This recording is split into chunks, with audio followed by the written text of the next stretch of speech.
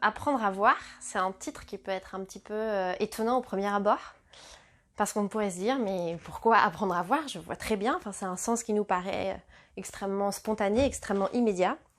Et ce que ce livre essaye d'interroger, c'est justement la manière dont notre œil est profondément construit. Ce n'est pas seulement une sorte d'appareil perceptif, mais qu'il est construit, et historiquement, culturellement.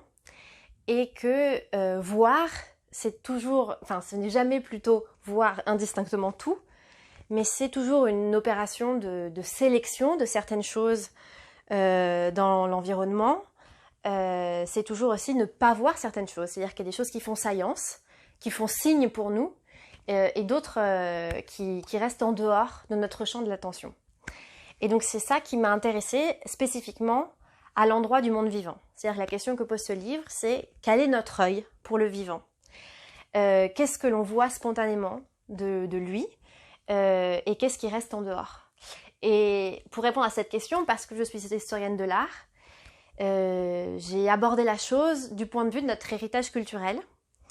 Et ce qui m'a beaucoup frappée quand on parcourt à la fois des œuvres artistiques, qu'elles soient littéraires ou picturales, c'est qu'il y a une omniprésence à la fois, bien sûr, de la nature, ce qu'on appelle la nature, du vivant, mais il y a aussi une sorte d'absence paradoxale, qui est que le vivant est toujours là, mais il est souvent là pour autre chose que pour lui-même. Il est souvent là comme symbole. Voilà, on a mis beaucoup d'exemples dans notre héritage culturel, le corbeau, la rose, enfin voilà, on pourrait continuer comme ça.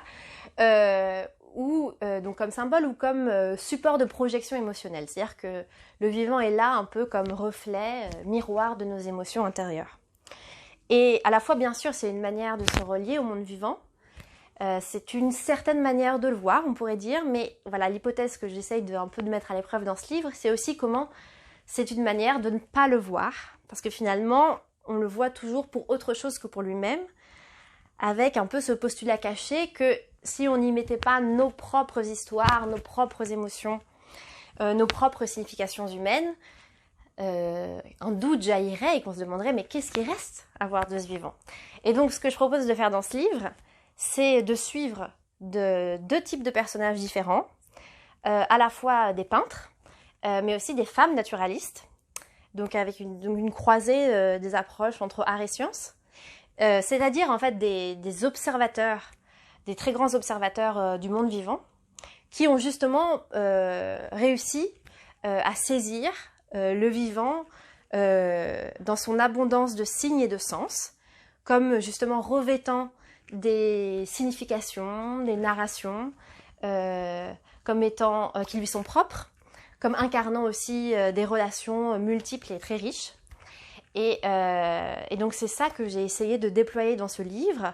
Donc on suit à la fois des rapaces dans des œuvres, mais aussi des primes-vers dans la forêt. Donc on est à la fois en forêt et au musée, et avec cette conviction que c'est un peu en s'imprégnant des styles d'attention des peintres et de ces femmes naturalistes que tout d'un coup, il est possible de se rendre sensible différemment, de manière plus riche et plus reliée aussi au monde vivant pour aujourd'hui.